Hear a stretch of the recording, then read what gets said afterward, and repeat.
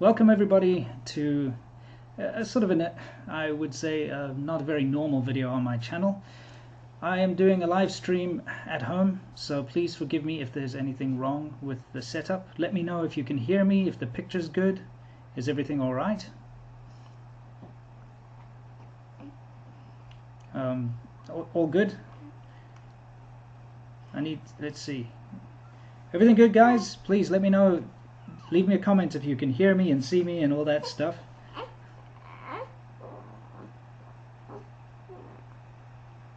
Okay, I guess that means you guys can see me and hear me. That's fantastic. I would like to introduce you to the newest member of my family, over here. Well, can you lift her up for the camera? Oh, don't cry. Oh, don't cry. Oh, she's a bit fussy. She's just woken up. Say hi. Hi. Hi. Hi. This is my daughter. I wanted to introduce everybody to her. I'm incredibly proud and happy, and she's healthy and she's great. Everything's fantastic. Yeah. Anyway, I got a lot to talk about, so I'm going to get started.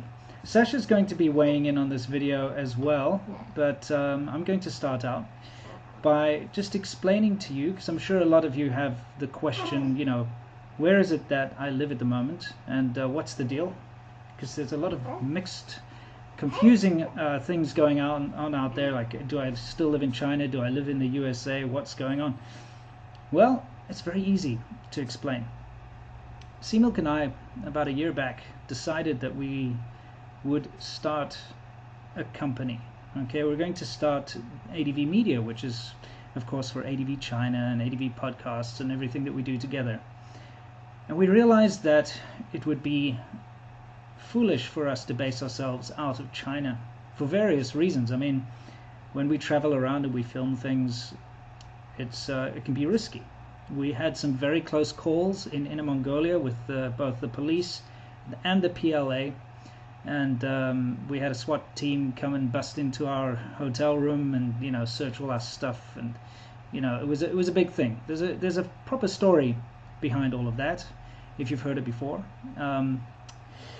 If not, I'll be telling it with Seamilk together sometime in the future more clearly. But we realized at that point that us basing ourselves in China for what we do is not a very safe idea, because if we have all of our footage there, if we run our videos from there, we can get raided and shut down at any point if they just don't like what we do. So we went to a different thing. Sorry, yeah, there's something about this light. Let me try and turn it down if it's possible. Give me a second. It is blinding me here. I was trying to set up better lighting. Let's see if that works. Hopefully that's better. Sorry about this weird lighting. Anyway. We decided that we'd set up our base in the US, because at least we can be protected by rule of law there. We won't have a situation where the police will simply come and knock down our door and make us disappear if they don't like the videos we put on YouTube. So how it works is, I don't live in the US full time. I'm back and forth. So I'm based here. I've moved my wife to live here, and of course every couple of months I'm flying out with Seamilk and we go to Taiwan or Vietnam or... This season, Kia's got great deals on our new lineup of vehicles built to help you take Hong Kong, or, you know, we've got South Korea, India, all those places on the list, and we're constantly flying around doing different things and trying out different, you know, projects. For instance, the car project thing, Worthless Whips, that we've just started. So we're constantly back and forth. So for those people who are like, are you in China or are you in America? The answer to that question is both. So we'll be in the US for like a month, and then we'll be in Taiwan for a month, then we'll be, you know, on the way back from Taiwan, we'll be in Hong Kong, you know, and then we'll be in Vietnam or whatever. So we're all over the place. But the fact of the matter is, we decided that having a proper solid base in the US would be the best thing. So it's been almost a year now that we've been doing this, and Sasha has been here for about a year too, and she fell pregnant while she was here, much to our surprise, because we didn't expect it, to be honest. Yeah. You know. Quite surprised. Yeah, it was a big surprise, because she had some surgery previously, and we thought it wouldn't be possible for her to have a baby, and so it was a massively pleasant surprise for the both of us. So, you know, super excited about it, and you know, because of the previous surgery, though, there were some complications. She did have to have a last-minute C-section, which, you know, we didn't want that. We wanted a natural birth, but it was too dangerous, and the doctors advised we needed to get the C-section immediately. So it was an emergency C-section, and it was a whole big thing. It was quite a harrowing experience, but both mom and baby are super healthy, and I couldn't be happier. I could use a lot more sleep, though. We both can. So that's kind of the story of how our daughter came about. You know, definitely not planned. And there've been a oh, shame. Oh, She needs a little bit of attention. Anyway, there's been a lot of questions like why did we decide to have our child here rather than in China or South Africa? Well, quite simply because this is where we're based at the moment. You know, it doesn't make sense to put a very pregnant woman on a plane and fly halfway across the world to have a baby in a country that you're not living in. You know, it doesn't make any sense at all. So I hope that answers the question for everyone why we chose to have a baby here. There's no ulterior motive behind it. It's just simply that's where we were. So she's happy and healthy, and I'm over the moon about it all. So anyway, I think we should go for the topic of this video, and I am going to get Sasha to weigh in later. And that is the difference between living in the States compared to living in China. So now that we both have a fair amount of experience, having lived here for at least me on and off a few months here and there and back again. And I've got a list that just came to mind like a few minutes before this video, to be honest. The one thing, first thing that I miss about, well, the first thing I like about the States is the friendliness and courtesy that people extend to each other here. You know, there's a very strange phenomenon here in America, and that is that people tend to think that America is worse than it really is. And Americans complain a lot about, oh, America's got so many problems and so much racism and discrimination and this and that, you know, because everybody likes to complain about things, right? The fact of the matter is, from my own personal experience, they need to all shut the hell up, because that's actually not the case. I mean, I get why people are on about that kind of thing, and it's just indicative of a society that's very open to solving problems. So I understand where it comes from. But having traveled across America, the whole, from west to east and back again in 2016, and now since I've been here, I've been going around doing things with CMIL, going to different states and things. I must say that I have very seldom come across a situation where anyone's ever been rude to me. In fact, only once. She was with me. It was a valet parking guy who wanted to have an argument with me because I think he was having a bad day. That's it. But otherwise, it doesn't matter who you talk to. It doesn't matter their background. It doesn't matter if they're Mexican or black or Chinese or whatever it is. People treat each other with courtesy and are very polite here. And that's something you really, really miss when you're in China. You know, the kind of thing that people hold the door open for you when you're walking into the gas station. The cashier is being polite and asking you how your day is. Things like that. Just very basic stuff. You know, neighbors saying howdy when you walk past. And just in general, this level of politeness in society, which you do not find in China. So for me, that's probably one of the biggest things that hit me first. How about you? What's something that you found very different about America? It could be positive or negative, whatever you like. I mentioned that in my Who Knows video. Yeah. So I hope you don't mind I mention again. Sure. For sure, the first thing, huge different thing is that people here much more less. Sure. Not as many people. Yeah. Yeah, so everywhere is quiet. Sometimes even if it's too quiet. Yeah. Yeah.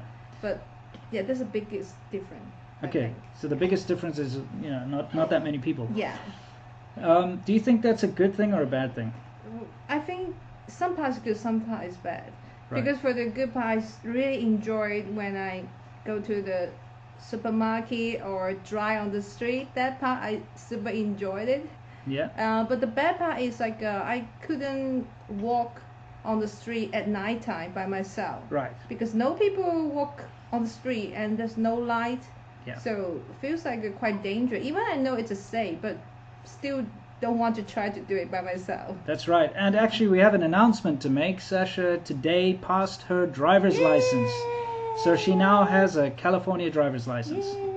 Isn't that great? Yeah. I'm very proud of her. She's been a very good student. I've been teaching her how to drive, and she passed the written test first time. And she's just this morning passed the behind the wheel test. And, while she's still recovering from childbirth. So I'm incredibly proud of her. Really. And even I have a Chinese driver license in China, but I really never drive. Yeah. Yeah. So. There, that's quite common actually. A lot of my Chinese friends would get their licenses. They'd study, they do all the legit stuff, and they get it like she did. But then they don't have a car, and they don't get a car, so they kind of just, I don't know, allow their driver's license skill, their driving skills to just disappear, basically. Fantastic. All right, I wanted to talk about the next thing that really hit me about living in America compared to China, and that is the lack of discrimination. Now, this might sound a little weird, especially to those hardcore Americans who keep complaining about how much discrimination is happening in America. Because again, I'm calling a bunch of BS on that. I'm not calling BS on the fact that discrimination exists, by the way. Of course it does. But the fact that it's recognized and talked about is the good thing about America. Because in China it's not talked about, but it's everywhere. As a foreigner, you are discriminated against every single day living in China. When you get into a taxi, if you're in a city like Guangzhou, for instance, you hop in the taxi, the first thing they do is they try to cheat you. They try to tell you an upfront price and don't put the meter down. They will very often in shops give you a foreign price, try to give you like an inflated price of 500% or more, depending. When you go to do anything in the government, even open a bank account or anything, it's a massively different process for foreigners than it is for local people. And I found, because of course we're both foreigners here in the USA, I find that we're treated as if we're citizens in every way, shape or form. The way that people interact with us is not any different than they do with local people. And that's something that, again, is incredibly heartwarming. How can I say? Thanks. Simon just gave you a congratulations. Thanks, man. We'll get to some super chats soon, but I just wanted to say it's incredibly heartwarming that, for instance, there are no barriers in my way when it comes to doing everyday things. As long as I'm legal, my visa's legit, all of this stuff is, all my ducks are in a row, I'm paying tax, everything's correct. I have no barriers. I can open a bank account. I can get a credit card. I can get a driver's license. I can get a real ID. I can do everything that a citizen can do except for vote. Although strangely enough, I received a summons for jury duty the other day. And I was very confused by that. And then I found out that because I'm not a citizen, I couldn't go. I was quite disappointed. I really wanted to go, but I had to write back and send information to say I'm not a citizen, I'm a South African citizen. So they, excused me from jury duty, which is such a pity. I would have loved that. That would have made a great video. Although I don't think you're allowed to talk about it. Anyway, the lack of discrimination is fantastic. If I want to buy a plane ticket, if I want to buy a train ticket, I don't need to go to a special queue. Opening a bank account, like I said, I can just walk in there. I'm treated with the same courtesy as everybody else. And so is she. And even this morning when we went for the driver's license test, you know, the 3 people that were before her were all young Asian females, strangely enough. And it's just the way it is. People are, you know, get along. There's no, what's going on here? That, oh, Chinese person must be treated differently. So for me, that was like a huge thing. Having lived for so long and always being on my guard because people are trying to rip me off or treat me differently. And sometimes in a good way, which can be very frustrating as well, giving you way too much attention if you're at a bar or at a restaurant and they want to come take photos with you and etc. etc. Here you can just be yourself, be a normal person and get along with society, and it's fantastic. Do you have anything else? What's your next thing? What my next thing? Yeah. I mean the biggest difference, huh? Hmm? The difference between... Sure.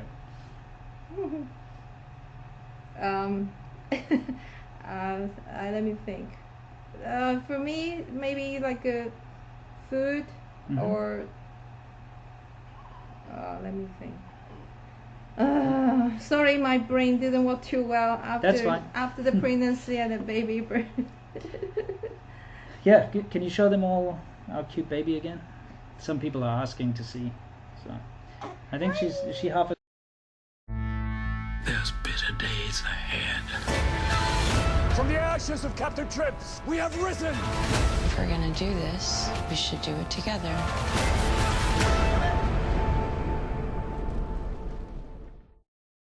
asleep still? I'm actually glad you mentioned food, because that is something I'm sure everybody's noticed. I put on a lot of weight. I promise next year I'm gonna lose it. This happens to me a lot in my life. I very quickly gain weight, but I can also lose it very quickly. So we'll see. Believe. Oh, trust me. I hope we can have a bet in front of the camera Yeah. this time. Yeah, we will. We'll do that. The food here is fantastic, and I'll tell you why. It's not necessarily that American food is better than Chinese food. It's the fact that you can access different kinds of food here in America, and good different kinds of food. You see, in China, Chinese food is fantastic. Okay, Chinese food is one of the most diverse and interesting cuisines in the world, and anyone who's lived in China or anyone who really is into the whole Asian thing will know that. You know, you can go to different provinces and they've got different types of food, and it's fantastic, rich history, all that. But if you want to eat a different type of food in China, let's say for instance you want I don't know, Indian food or Italian food or Vietnamese food, or you know, any other kind of food, you're out of luck. Because when you do find, let's say, a Mexican restaurant in China, it's crap. It's very crap, and if it's even halfway decent, it's incredibly expensive. Whereas here in America, it doesn't matter what kind of food you go for, and I'm talking about what kind of you know, different cuisine from different countries, Japanese, Chinese, whatever. You pay kind of the same, you know, depending. So you can get away with $20-30 or whatever at any restaurant and still have a decent meal. Whereas in China, the price difference between Chinese food and some kind of foreign food is astronomically different. And of course the quality of foreign food is really bad in China, from my own personal experience. And they just don't do a good job because they don't really know what it is. And in China they've actually got they call it xizan, which just means Western food. You can go to a place that does xizan and it's just random what they think Western food is. So from a food perspective, I'm so happy that I have access to different cuisines from different countries, and it's all top notch. Because the thing about America is usually the people that run those restaurants are from that country. So if you go to an Indian restaurant, it's run by Indian people. A Vietnamese restaurant is run by Vietnamese. Chinese restaurant is run by Chinese. So you get the authentic stuff. So food was a massive thing for me. How's your brain doing? Have you thought about another thing?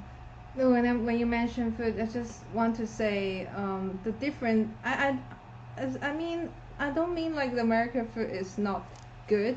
Just the taste, you know, is different for me.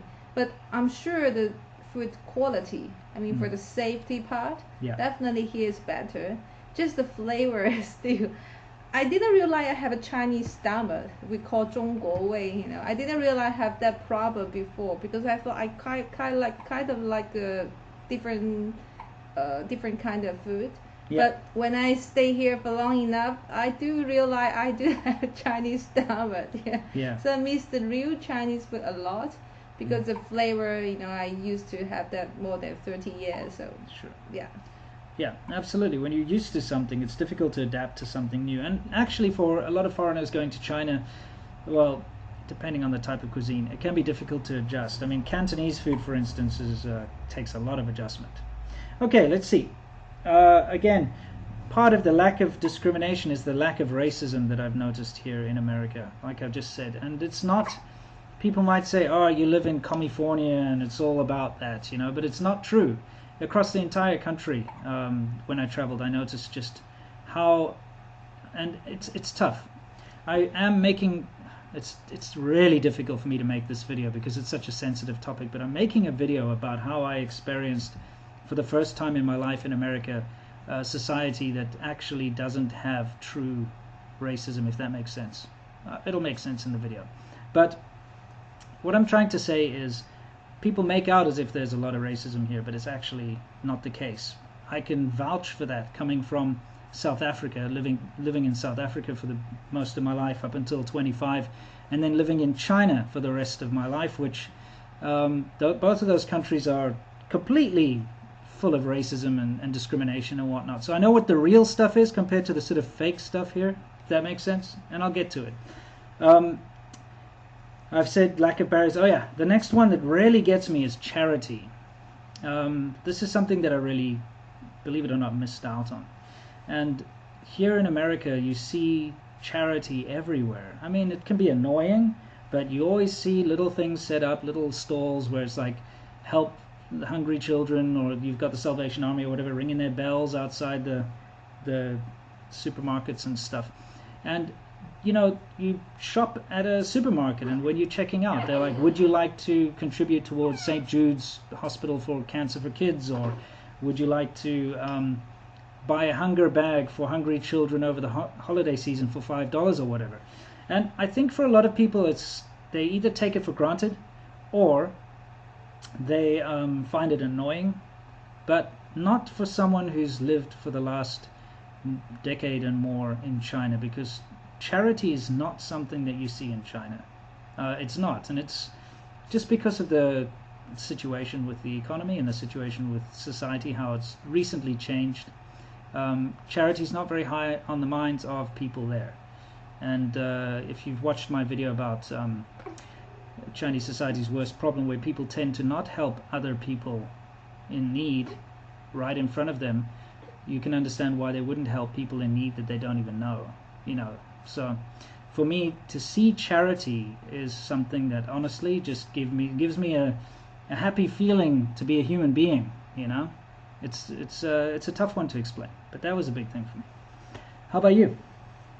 Well, about the charity, maybe I would just want to add a little bit. Like Sure. This day, of course, people still doing that, but more happen is between the people you know.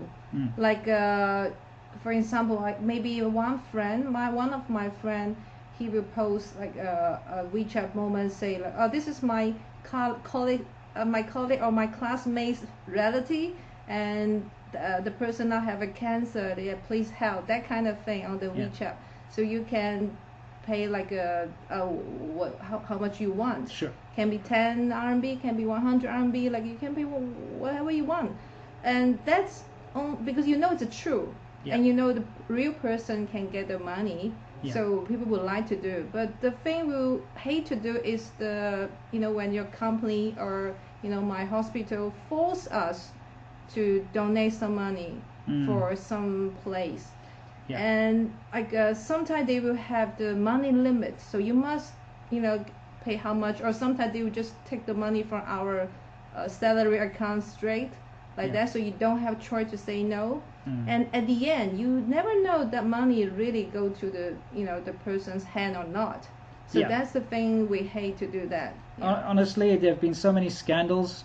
What was that? Guo Mei Mei or whatever her name was for the Red Cross. Oh, that's long. It's a long time ago, but that kind of thing gets stuck in people's minds. Like the Red Cross in China, there was a big scandal that somebody that was dating, she said she worked for the Red Cross, and she was posing with Maseratis and huge stacks of cash and expensive LV bags and stuff, and all that money came from Red Cross donations, and it was just kind of embezzled and so on. So people don't trust charities in China, but